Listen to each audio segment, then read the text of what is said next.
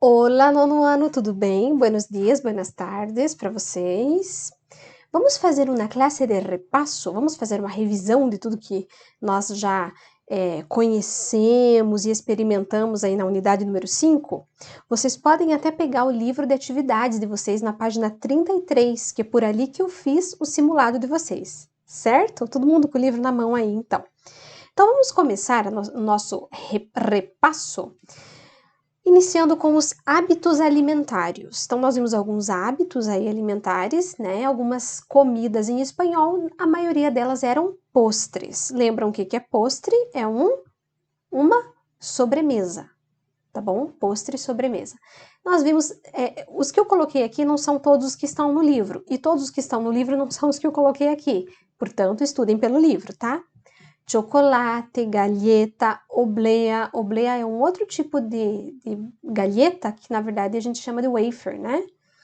Pastel, rosquilha, magdalena, que são os cupcakes, né? A gente fala em inglês. Caramelo, helado, gelatina. Nós vimos também outra palavra para balinha, né? Caramelos, pero, bueno, depois vamos a ver se aparece. Helado, gelatina, flan, diferente do pudim, que o flan não é tão denso, mas também o pudim também é chamado de flan. Macarrão, existe o macarrão em português também, são macarrones, sabia? Um docinho, tipo que um suspiro, só que é recheado. Trufa, crepé, gofre, panqueque, bizcocho de chocolate. Vimos também a palavra açúcar, cereais, café, galleta, pão, croissant, que a gente viu que também é chamado de media luna, tortitas, de novo apareceu magdalena, rosquilha, miel, mermelada, que nós vimos que é geleia, mantequilla, galletas, aceite. Aunque todos nosotros sepamos que las golosinas no son los alimentos más sanos del mundo, en algún momento de nuestra vida estas comidas forman parte de nuestra rutina de celebraciones, de fiestas, de encuentros entre amigos. Pero cuando el tema es hablar sobre las golosinas en castellano, ¿qué sabes tú? Castellano es lo mismo que español. ¿Cuáles son las palabras que conoces sobre este tema? Descubre algunas de ellas ahora mismo. Entonces vamos a ver el nombre de algunas golosinas en español. El pastel, que é o bolo. Vocês podem repetir aí comigo. Los caramelos, que são as balinhas. Vários tipos de balinha aí. São gomas, né? Balas de goma, jujubas. Los alfajores, me encanta. Los pirulís. La tarta, que é mais para torta do que bolo, né? Gelada. Los chocolates, los chicles, las lunetas, nós vimos que são os M&M's, né? Porque em forma de lua, lunetas. E aí eles colocaram também aqueles chicletinhos em forma de ovo, né? Ou amendoim dentro, não sei, tudo que é coloridinho aí, lunetas, em forma arredondada. Las galletas, el budín, el flan, los helados, los churros, me encanta también, las mermeladas. Muy bien. Y también nosotros vimos en esta unidad 5 los diminutivos y los aumentativos, también en la página 33 del libro de actividades. Entonces nosotros vimos que hay algunas terminaciones para que podamos escribir los aumentativos y los diminutivos. Los diminutivos são sufijos, né, que tem essa terminação, que dão ideia de pequeno tamanho ou de pouca intensidade. Pero também nós vimos que pode ser com um tono carinhoso a vezes, né? Por exemplo, carro, carrito, né? Os principais diminutivos são ito, ita, ilho, ilha, in, ina. A veces se utilizan los sufijos diminutivos para expresar cariño o afecto hacia la persona o cosa de que la hablamos. Por ejemplo, hermanito. Então, pequeno tamanho, ou de pouca intensidade, né? E também para expressar carinho. Pero também vimos que o diminutivo pode expressar um tono despectivo. Por exemplo, Mario vivia em uma casucha. Ucha y ucho también es un diminutivo, bien, un casebre, né? Então, tom depreciativo.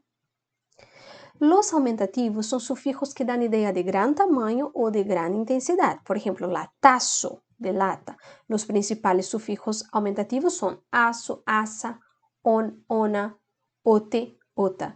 Cuidado que nem tudo que terminar com on vai ser aumentativo. Por exemplo, coração é uma palavra, um substantivo, não está no aumentativo, né? Se fosse para aumentar um coraçãozão, eu diria corazonaço, por exemplo, né? Corazonote, não sei. Mas o coração não é um aumentativo, mas essa desinência, esse finalzinho aí que nós estamos vendo, né? Esse sufixo, ele, na verdade, ele vai funcionar como aumentativo, mas não em todas as palavras. Então, qual é a formação? Quais são os sufijos mais usados para diminutivos? Ito, ita, itos, itas. Ilho, ilha, ilhos, ilhas. Ico, ica, icos, icas, en el plural. Huelo, huela, huelos, huelas, ¿no? Y los depreciativos están na S ahí que no debería estar. Usa, uco, aca, aco e ucho são depreciativos. Tem tudo no livro de vocês, tá? La terminación ilho no siempre tiene el valor de diminutivo. Por exemplo, pesadilla significa pesadelo. Grilho é o grilo. Camilha é a maca, né? Quando você leva alguém no hospital. Então, nem sempre o ilho vai designar diminutivo, assim como eu falei para vocês do coração. Los sufijos mais usados são on, ona, libro, librón, mujer, mujerona, aso, asa, bueno, buenazo, cara, caraza, ote y ota. Esto para los aumentativos, ¿verdad? Libro, librote, cara, carota. Variaciones del sufijo on, arrón, nube, nubarrón, etón, pobre, pobretón, herón, casa, caserón. La terminación on y ota no siempre tiene el valor de aumentativo corazón, que é coração, canción, que é canção, ratón, que é rato, não é que dizer que é um rato grande. Se fosse para deixar um aumentativo, diríamos ratonaço, né? Peatón, que é pedestre, león, leão, e pelota. Não é uma bola grande, é pelota, bola. Agora, falar bolada, pelotaço, né? Aumentativos com matiz de desprecio. On, ona, solteirão, solteirona, né? Tá sobrando aqui uma letra I também. Solteirona. Pablo está solteirón. Aso e asa, pelmaço, persona molesta, fastidiosa, inoportuna. Ote e ota, palabrota, que é uma palavra grosseira, tá em português aqui, então grosseira. Vocês vejam, palabrota é palavrão. Então, a maioria dessas terminações aí, desses sufixos, são para designar desprezo, né? Nós também vimos, na página 34 do livro de atividades, o presente do subjuntivo. E quais são os principais usos do presente do subjuntivo? Expressar desejo. Espero que apruebes el examen de espanhol. E eu falei para vocês que o que está sempre presente, né?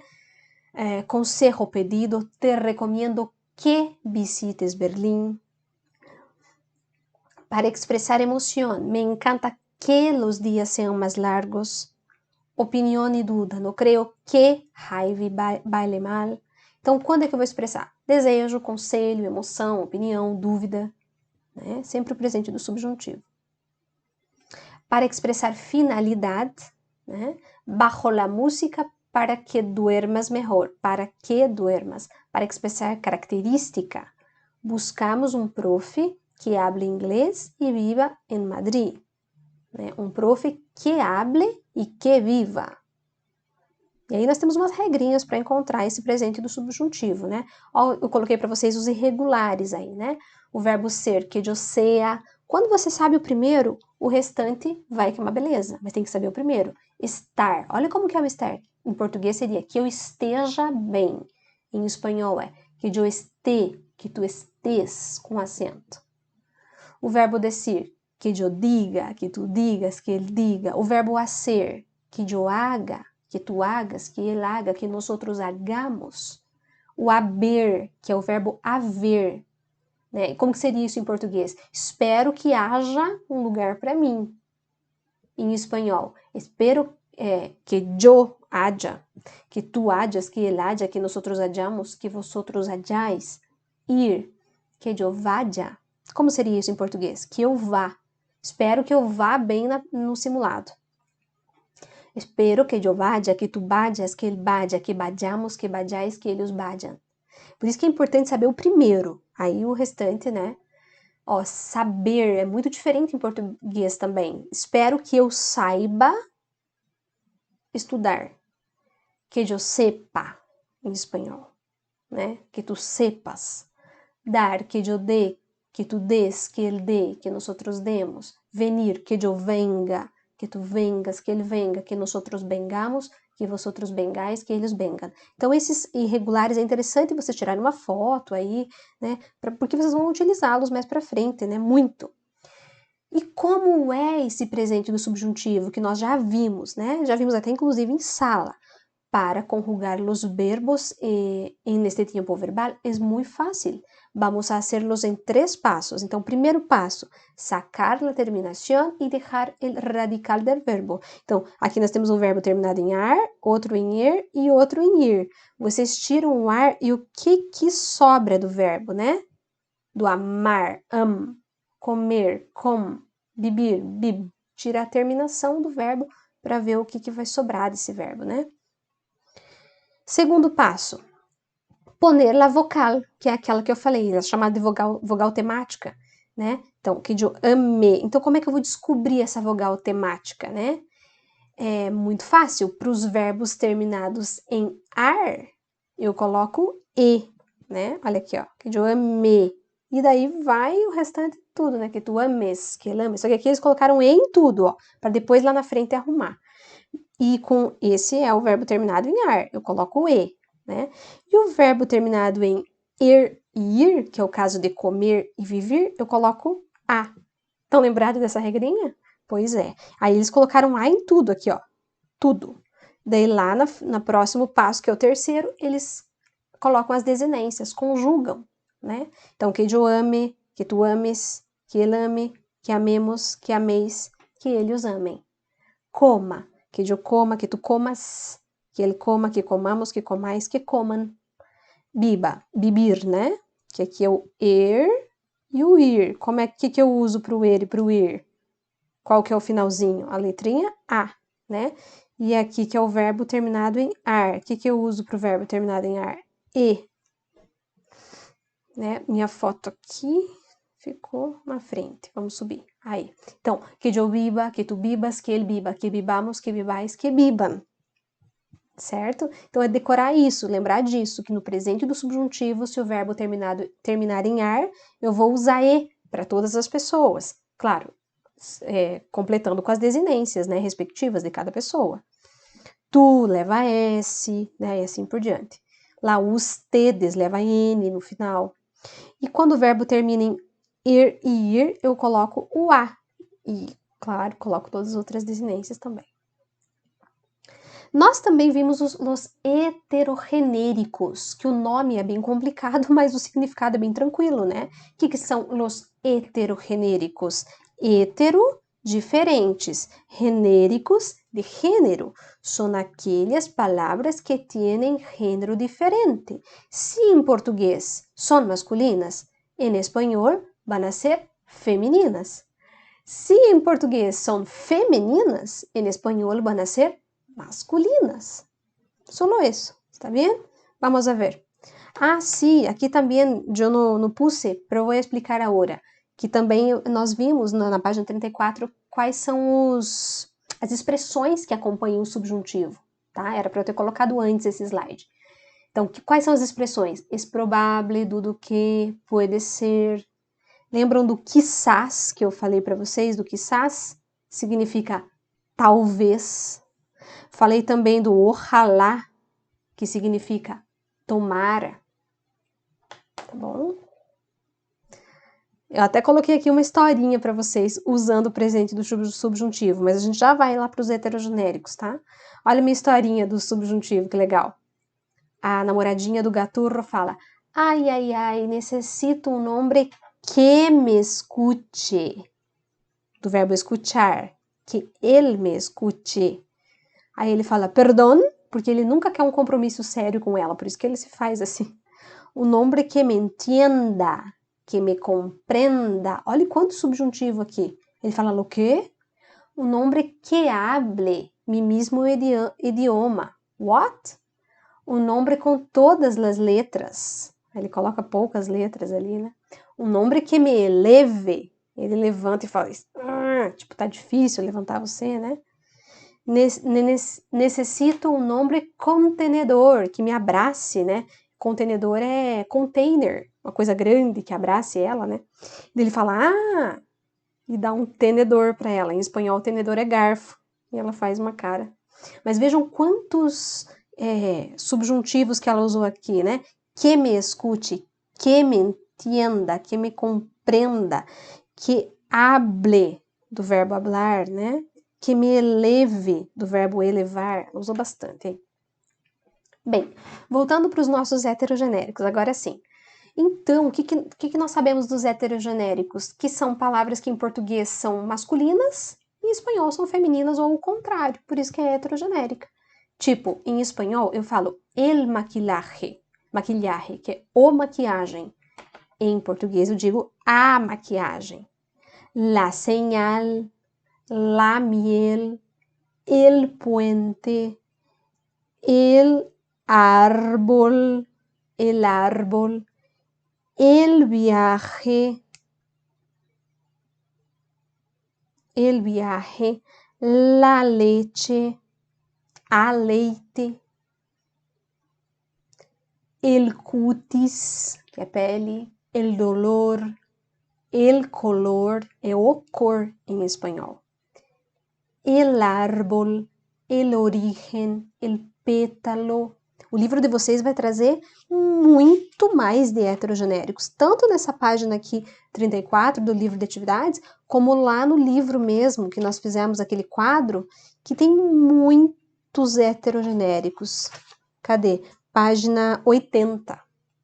Um montão de heterogenéricos para vocês se familiarizarem aí com eles. Então, lembrando que toda palavrinha que terminar em arre, toda, é masculina, sempre. E é com J, né? Em português a gente faz com G. El viaje, ou seja, o viagem, el viaje, el chantaje, a chantagem, el maquillaje, el testigo, el tulipán, el puente, el desorden, el vértigo, el baus. Agora, ó, os femininos, la leche, la miel, la sal, la baraja. As letras também são femininas, la A, la B, la C, la alarma, la nariz, la señal, la cárcel. E agora, lembrando que todas as palavrinhas que terminarem em umbre, em espanhol, todas são femininas. Lembrando que a gente escreve femininas em espanhol. La legumbre, la costumbre, la cumbre, né, o pico da montanha, né, o cume. La sonrisa, la licuadora. Então é isso, tá? Que eu coloquei no simulado de vocês, certo? Estudem a unidade 5 inteira, se preparem e hasta la vista, beijos!